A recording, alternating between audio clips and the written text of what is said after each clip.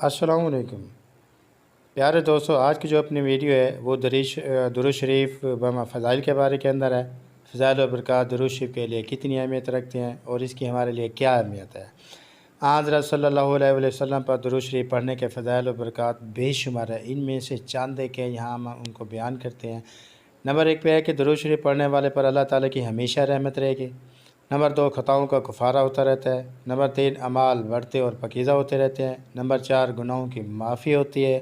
Number 5 پہاڑ کے برابر ثواب ملتا ہے۔ نمبر 6 دنیا اور آخرت کے تمام امور کی کفایت ہوتی ہے۔ نمبر 7 خطائیں معاف ہوتی ہے۔ نمبر 8 قیامت کی ہولناکیوں سے نجات ملتی ہے۔